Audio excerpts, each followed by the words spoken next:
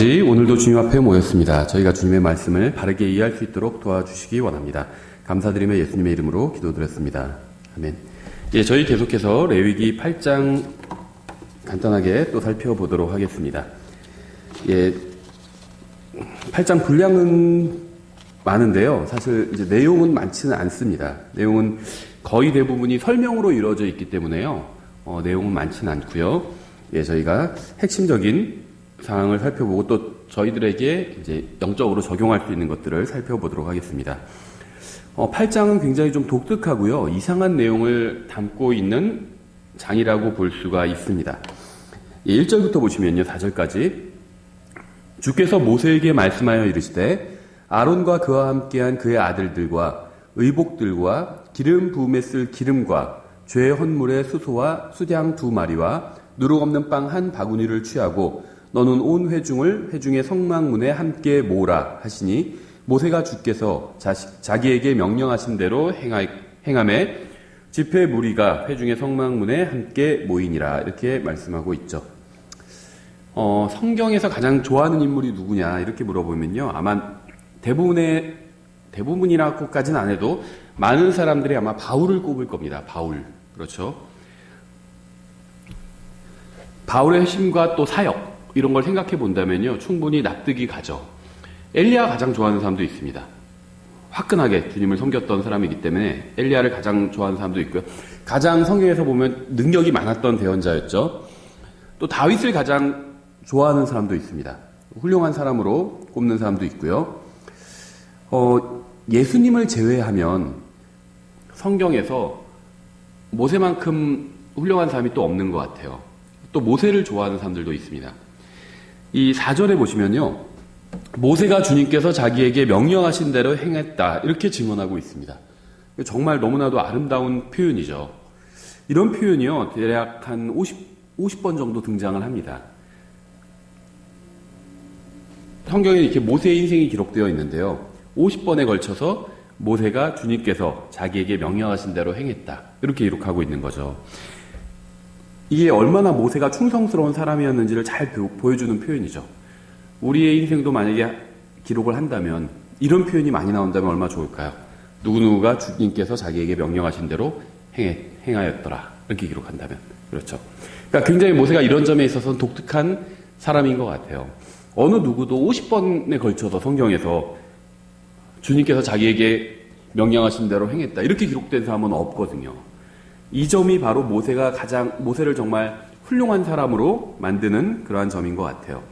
예, 5절에 모세가 회중에게 이르되 주께서 행하라고 명령하신 것이 이러하니라 하고 모세가 아론과 그의 아들들을 데려다가 물로 씻기고 그에게 속옷을 입히고 허리띠를 띄워주고 겉옷을 입히며 에봇을 입히고 에봇에 정교한 허리띠를 띄워주고 에봇을 몸에 묶으며 그 위에 흉패를 붙이고 또 흉패에 우림과 둠밈을 넣으며 이렇게 말씀하고 있죠.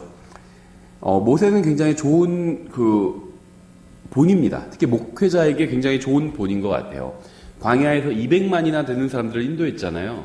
이게 지금 현대교회 목회와는 좀 다르지만 어쨌든 유사한 점이 굉장히 많습니다. 또 성경에서 사도행전에서 모세가 이끌었던 이 무리를 광야에 있던 교회라고 부르고 있잖아요.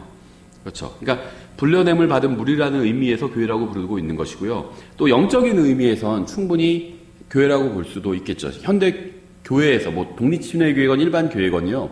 교회에서 일어나는 문제들이 그대로 이 광야에서도 일어났습니다. 그래서 사역자의 좋은 본인 것 같아요. 예, 그래서 주께서 행하라고 명령하신 것이 이러하다 하고 알려주고 있죠. 백성에게. 이게 목회자가 해야 될 일입니다. 자기 생각대로 막 회중을 이끌고 가는 것이 아니라요. 주님의 말씀을 그대로 전해주는 겁니다. 그대로 가르쳐주는 게 목회자의 일이죠.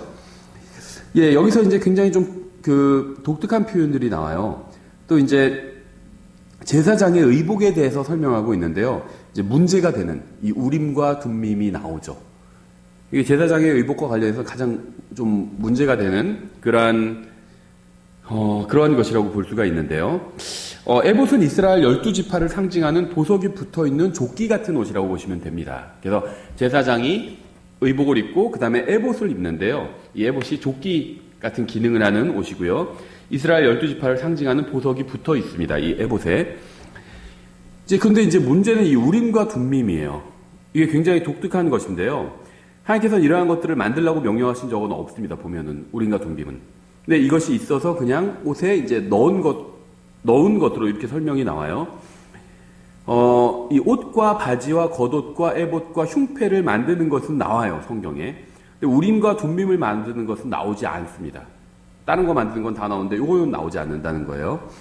다만 이것을 이제 흉패, 아마 흉패에 있는 주머니 있는 것으로 보입니다.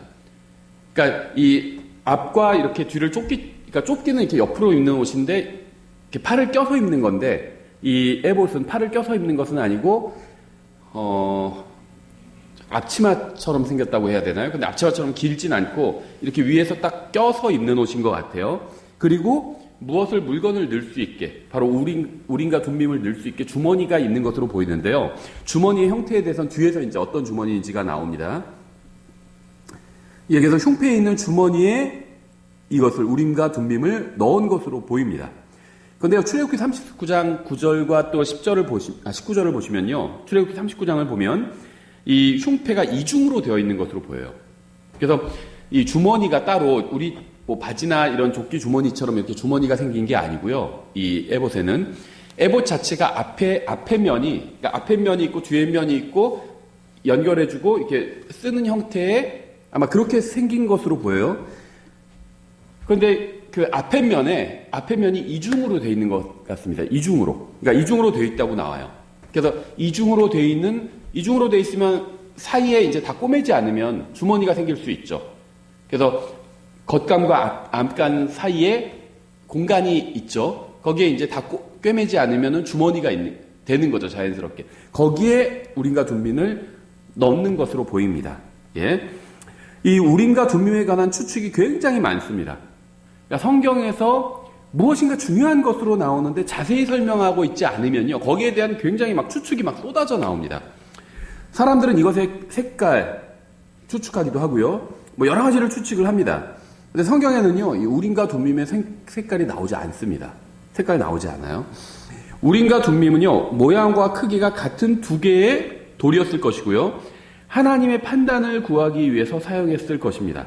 그래서 이스라엘 백성은요, 이것들을 통해서 하나님의 인도를 구했습니다. 출애굽기 28장 30절에 너는 우림과 둠밈을 판결의 흉패 안에 넣어, 이 에봇을 말하는 거예요.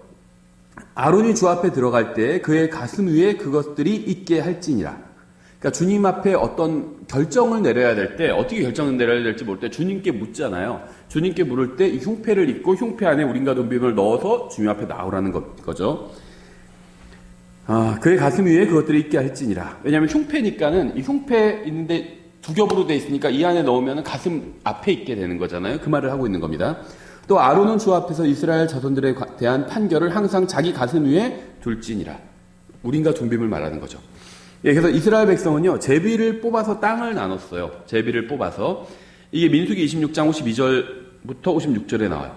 주께서 모세에게 말씀하여 이르시되 이들에게 이름수에 따라 땅을 나누어 주어 상속 재산으로 삼게 할지니라. 너는 수가 많은 자에게는 상속 재산을 더 많이 주고 수가 적은 자에게는 상속 재산을 더 적게 줄지니 각 사람에게서 계수된 자들에 따라 각 사람에게 그의 상속 재산을 줄지니라.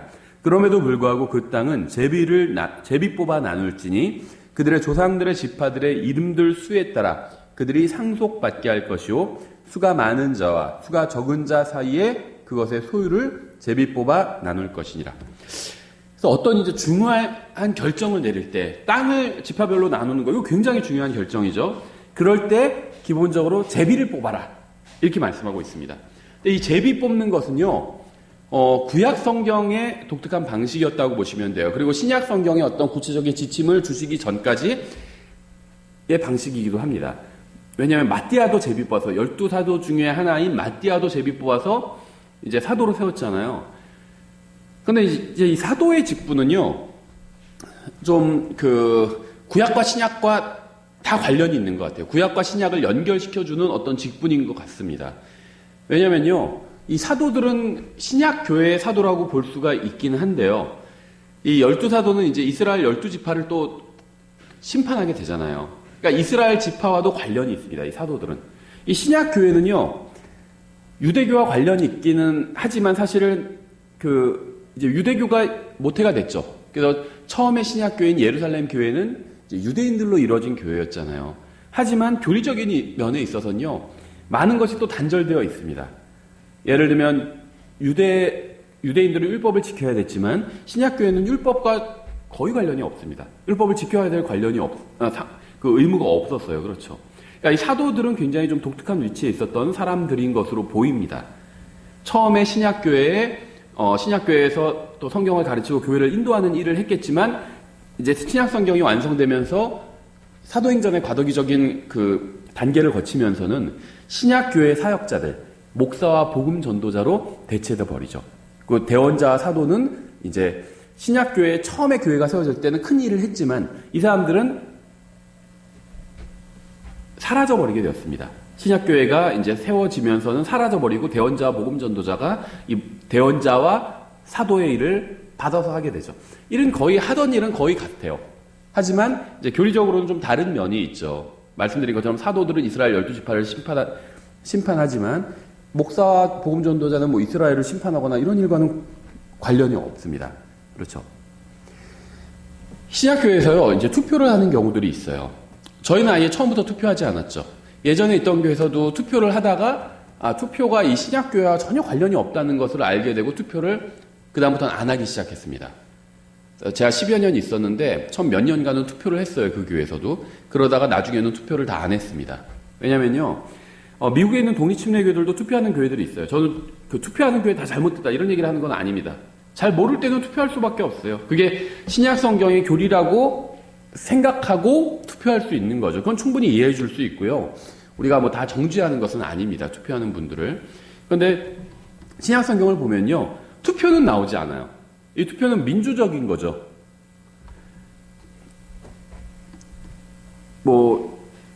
현대 사회에서 나쁜 게 아니라고 생각합니다. 민주적인 어떤 방법 중에 하나라고 생각해요. 그런데 투표가 완벽한 건 아니에요. 왜냐면요, 일반 사회에서도 이 사회에 도움이 되는 굉장히 훌륭한 사람들이 있죠.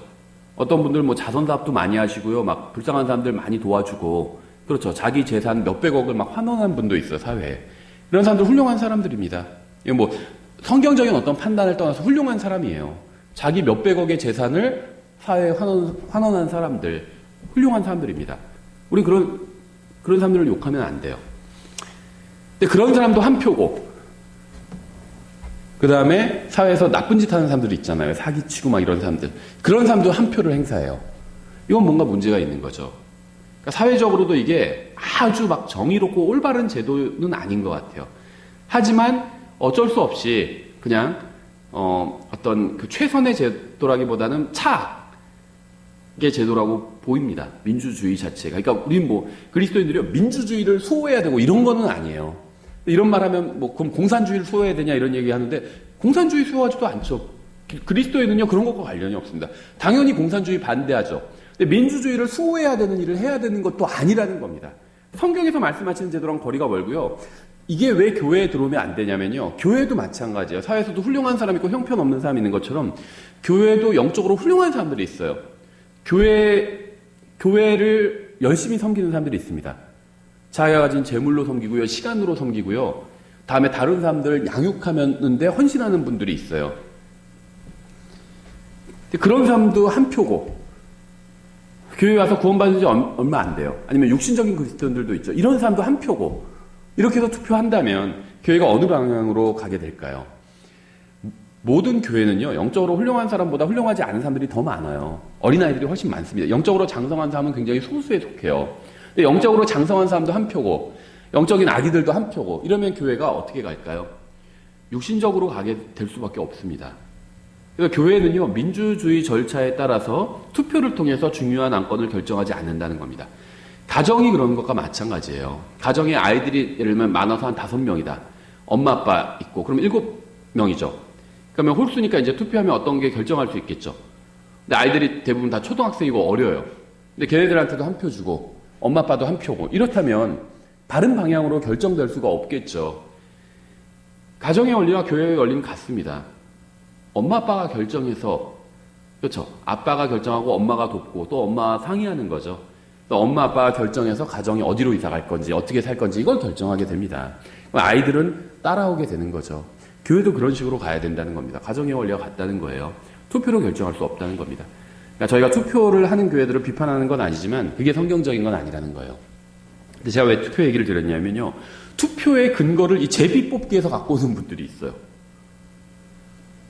저도 예전에 그냥 그런가 보다 하고 넘어갔는데요. 투표하는 교회들이요. 투표의 근거가 어디냐? 제비 뽑기. 봐라. 구약 시대엔 제비 뽑았다.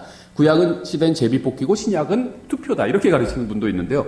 전혀 성경적인 가르침과는 관계가 없습니다. 성경 어디에서 신약교회에서 투표한 교회가 어디 있어요? 그 투표와 제비 뽑기는 완전히 다르죠. 제비 뽑기는요. 하나님이 만약에 안 계시다면 세상적인 관점에서는 완전히 운에 맡기는 겁니다. 제비 뽑기 자체가. 투표는 사람들의 의견을 다 취합하는 거예요. 완전히 서로 다른 개념이죠. 근데 하나님이 계시다면 이 제비 뽑기를 주관해 주실 수가 있겠죠. 누군가에게 제비가 떨어지도록 해 주실 수 있다는 겁니다. 그렇죠? 예, 그래서 이스라엘 백성은요, 중요한 결정을 내릴 때 제비 뽑기를 했습니다.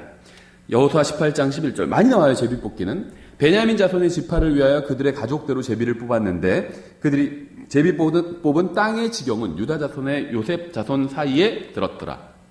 중요한 일을 제비 뽑기로 다 결정했다는 겁니다. 여호수아 19장 1절. 둘째로 시몬 자손의 지파를 위하여 그들의 가족대로 제비를 뽑았는데 그들의 상속재산은 유다 자손의 상속재산 안에 있더라. 19장 17절. 넷째로 이사갈 자손을 위하여 그들의 가족대로 제비를 뽑았는데 땅 나누는 것 굉장히 중요한 그 사항인데요. 제비 뽑기로 결정했다는 겁니다. 정당한 하나의 방법이었다는 거예요. 하나님께서 인정해 주신 구약 시대에는. 신약은 그렇지는 않습니다.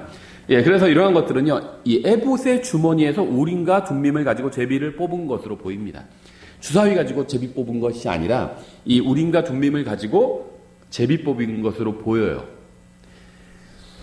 왜 그러냐면요, 이 우림과 둠밈을 통해서 제비를 뽑는 것이 대제사장의 업무 중 하나였던 것으로 보입니다. 신명기 33장 8절에 레위에 관하여는 그가 이르되 주의 둠밈과 우림이 주의 거룩한 자에게 있기 원하나이다. 주께서 그를 마사에서 시험하시고 무리바야 물들에서 그와 다투셨나이다. 이렇게 기록하고 있어요. 그래서 주의 둠밈과 우림이래요. 주님의 둠밈과 우림이래요. 주님의 거래요. 그리고 주님의 거룩한 자에게 있기 원하나이다 했는데 이 거룩한 자는 여러 사람을 의미하겠지만 대제사장을 의미할 수 있죠. 충분히. 또 에스라 2장 61절부터 63절에 제사장들의 자손 중에서는 하바야 자손과 고스 자손과 바르실레 자손이 있었는데 이 바르실레는 길앗 사람 바르실레의 딸들 중에서 한 사람을 아내로 취해 그의 이름을 붙였더라. 이들이 계보대로 계수된 자들 가운데서 자기들의 등록부를 구하였으나 그들이 발견되지 아니하였으므로 그들을 더러운 자로 여겨 제사장 직무를 행하지 못하게 하고 뒤를 사다가 그들에게 말하여 우림과 둠밈을 가진 제사장이 일어나기 전에는 그들이 지극히 거룩한 것들을 먹지 말라고 하였더라. 그러니까 제사장이 우림과 둠밈을 가지고 있었다는 거죠. 그런데 제비 뽑는 일을 했다는 거예요. 그래서 우림과 둠밈을 가지고 제비 뽑는 일을 했을 것이다. 이렇게 볼 수 있다는 겁니다. 느헤미야 7장 63절부터 65절에도 제사장들 중에서는 하바야 자손과 고스 자손과 바르실레 자손이 있었는데 이 바르실레는 길앗 사람 바르실레의 딸들 중에서 한 사람을 아내로 취해 그들의 이름으로 불렸더라. 이들이 계보대로 계수된 자들 가운데서 자기들의 등록부를 구하였으나 그것을 발견하지 못하였으므로 그들을 더러운 자로 여겨 제사장 직분을 행하지 못하게 하고 들여사다가 그것들에 말하여 우림과 둠빔을 가진 제사장이 일어나기 전에는 그들이 지극히 거룩한 것들을 먹지 말라고 하였더라. 같은 설명을 하고 있는 거죠. 우림과 둠빔을 가진 제사장이라고 성경 분명히 표현하고 있습니다. 그래서 이스라엘 백성은요, 중요한 문제를 대할 때 대제사장이 우림과 둠빔을 가지고 결정을 내리기 전에는 어떤 결정도 내릴 수가 없었습니다. 또 우림과 둠빔에 대해 이렇게 이해해야만 이 잠언 16장에서 말하는 제비뽑기를 이해할 수 있어요. 그러니까 이 성경에서는요, 우림과 둠빔에 대해서 어떤 이야기들을 하고 있고 제비뽑기에 대해서도 어떤 이야기들을 하고 있습니다. 근데 이게 우림과 둠빔을 가지고 제비뽑기를 했다 이렇게 봐야 잠언에서 말씀하시는 제비뽑기와 연결이 되는데요. 잠언 16장 33절에 이렇게 되어 있어요. 제비는 겹친 옷자락 속에서 사람이 뽑으나 그것의 모든 배분은 주께서 하시느니라. 제비를요, 주사위 던져서 1부터 6까지 나오는 게 제비 뽑는 거라고 볼 수 있겠죠. 큰 수가 나오면 이렇게 하고 작은 수가 나오면 이렇게 하겠다. 이게 제비뽑기의 하나의 방식이죠. 주사위 가지고 하는 제비뽑기예요. 큰 수, 작은 수로 나눠서. 근데 잠언에서는요, 제비뽑기 어떻게 설명하냐면요, 제비는 겹친 옷자락 속에서 사람이 뽑으나 그것의 모든 배분은 주께서 하시느니라. 이렇게 말씀하고 있어요. 출애굽기에서 분명히 제사장의 옷의 에봇이 두 겹으로 되어 있다고 말씀하고 있습니다. 그 사이에 앞에가 두 겹으로 되어 있는 거예요. 뒤에도 두 겹. 뒤에는 두 겹인지 제가 확실히 모르겠네요. 앞에는 두 겹이에요, 확실히. 뒤에도 두 겹이겠죠. 옷들이 이렇게 두 겹으로 만든 옷들은 다 겹으로 되어 있습니다. 제가 입고 있는 자켓도 두 겹으로 되어 있어요. 옷감 하나로 만들지 않아요. 안감, 겉감 두 겹으로 만들고 있습니다, 다. 그렇죠? 옷의 형태를 잡아주기 위해서 두 겹으로 되어야 돼요. 겉옷들은. 에봇도 두 겹으로 되어 있는데요. 그 두 겹으로 되어 있으면서 다 꼬매지 않고 일부를 남겨두면 주머니처럼 쓸 수 있죠.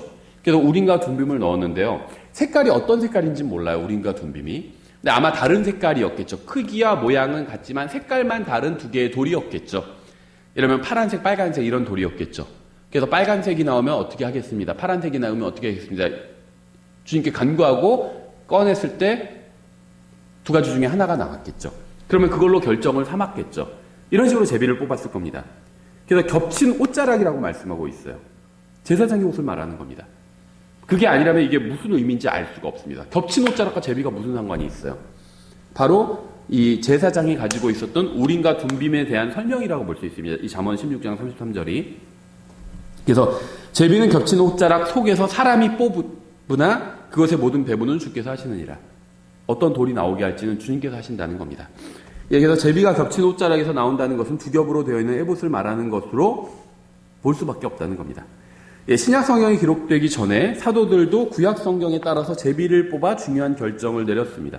물론 여기서 사도들이 우림과 둔빔으로 제비를 뽑았다 이것으로 보이진 않죠. 사람 이름을 예를 들면 제비에 써놓고 돌에 제비가 될 예를 들면 돌에 써놓고 어디 통에 넣었다가 돌을 뽑았다든지 이렇게 하겠죠. 그래서 제비가 마띠아 위에 떨어졌다 이런 식으로 말하고 있잖아요.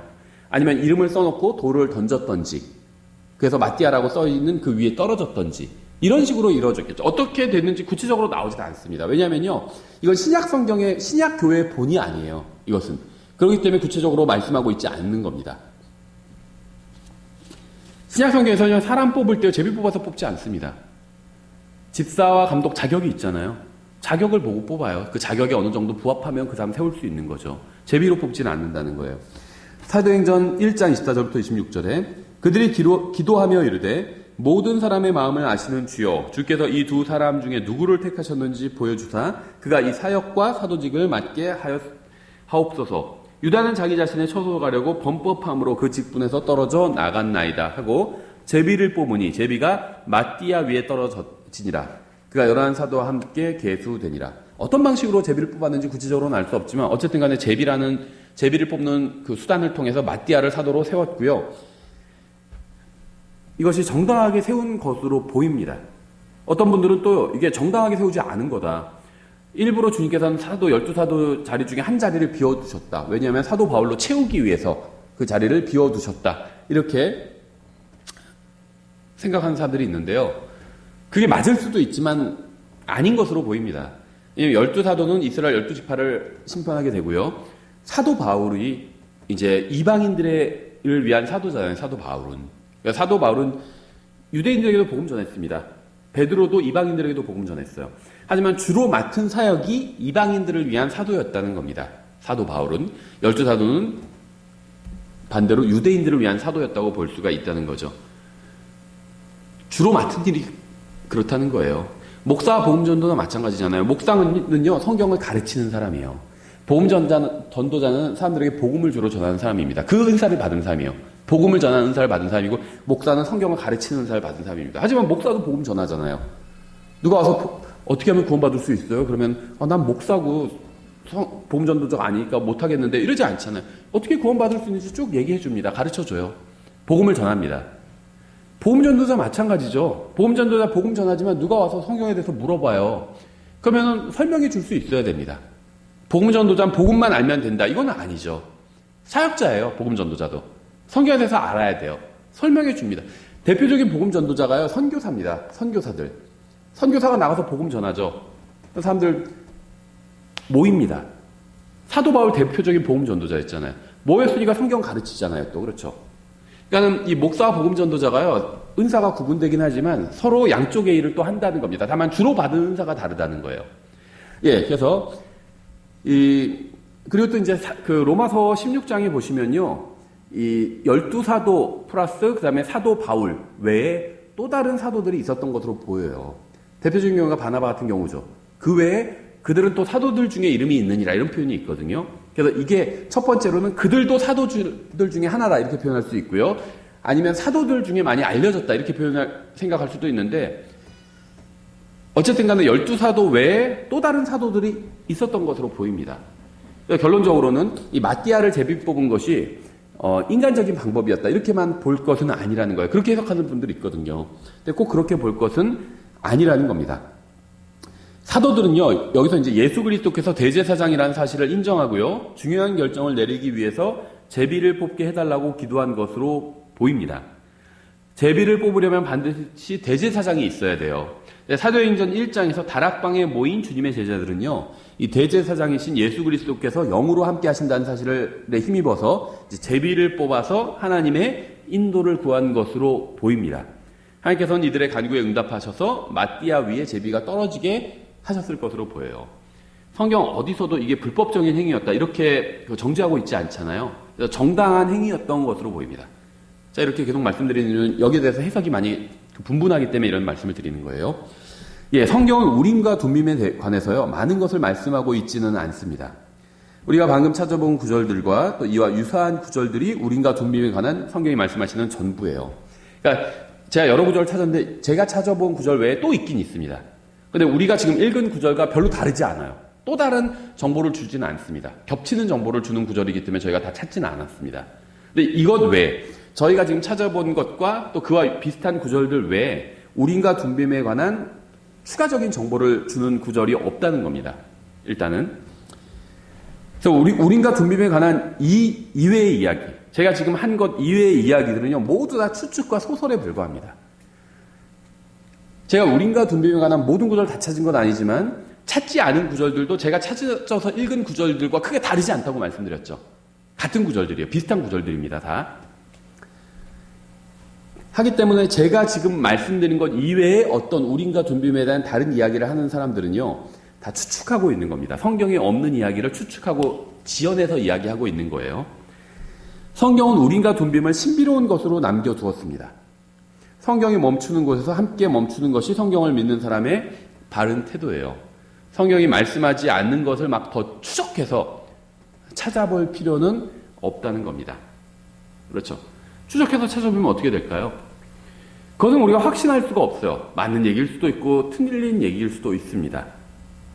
그래서 성경에서 침묵하고 있으면요, 거기서 같이 멈추는 게 맞는 거죠. 9절에 그의 머리에 관을 씌우고 또 그 관 위에 곧 그의 이마에 금패를 붙이니 곧 거룩한 관이라 주께서 모세에게 명령하신 것과 같았더라. 우리는 언젠가 신약 성경이 말씀하시는 이 대제사장이신 예수 그리스도께서 머리에 많은 왕관을 쓰신 모습을 보게 될 겁니다. 하늘의 모든 천사와 군대가 그분께 영광을 돌리며 그분을 찬양하게 되겠죠. 계시록의 그 장면이 나오죠. 10절 모세가 기름 부음에 쓸 기름을 취하여 성막과 그 안에 있는 모든 것에 발라 그것들을 거룩히 구별하며 또 그것의 일부를 제단 위에 7번 뿌리고 또 그 제단과 그것의 모든 기구와 물두멍과 그것의 받침에 발라 그것들을 거룩히 구별하며 이렇게 말씀하고 있죠. 주님을 섬기는데 사용하는 모든 것들은 거룩해야 됩니다. 우리가 주님을 섬기는 방법, 우리가 주님을 섬기는 도구, 우리가 주님을 섬기는 또 동기 다 거룩해야 됩니다. 그러니까 이 율법에서 주님을 섬기는데 사용하는 것들 다 거룩하다고 말씀하고 있거든요. 이걸 우리에게 영적으로 적용하면요, 우리가 주님을 섬기는데 쓰는 방법도 거룩해야 된다는 겁니다. 잘못되거나 더러운 방법이나 더러운 도구로 주님을 섬겨서는 안 된다는 거죠. 12절 또 기름 부음에 쓸 기름을 아론의 머리에 붓고 그에게 발라 그를 거룩히 구별하니라. 모세가 또 아론의 아들들을 데려다가 그들에게 속옷을 입히고 허리띠를 띄워주며 모자를 씌웠으니 주께서 모세에게 명령하신 것과 같았더라. 그가 또 죄헌물로 수소를 가져오니 아론과 그의 아들들이 그 죄의 헌물 수소의 머리에 안수하며 그가 그 소를 잡으니라. 모세가 그 피를 취하여 제단의 뿔들에 돌아가며 자기 손가락으로 그 피를 발라 제단을 깨끗하게 하고 그 피는 제단 밑에 쏟아 제단을 거룩히 구별하고 그 위에서 화해를 이루니라.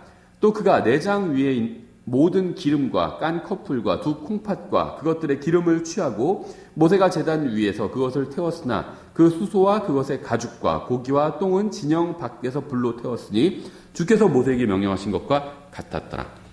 주께서 말씀하신 그대로 모세는 실행을 했던 거죠. 여기서도 반복해서 피가 등장을 합니다. 인간이 거룩하신 하나님 앞에 나아가기 위해서는 반드시 무죄한 피가 있어야 되기 때문이죠. 18절부터 36절까지요. 그냥 쭉 읽겠습니다.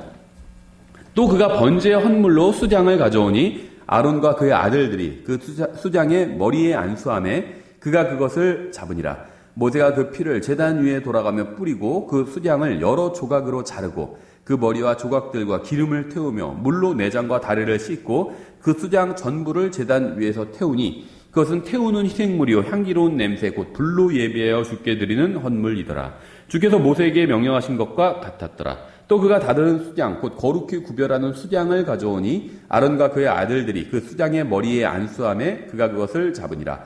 모세가 그것의 피를 취하여 아론의 오른쪽 귓볼과 오른손 엄지와 오른발 엄지에 그 피를 바르고 아론의 아들들을 데려다가 그것의 오른쪽 귓볼과 오른손 엄지와 오른발 엄지에 그 피를 바르며 또 그 피를 제단 위에 돌아가며 뿌리니라.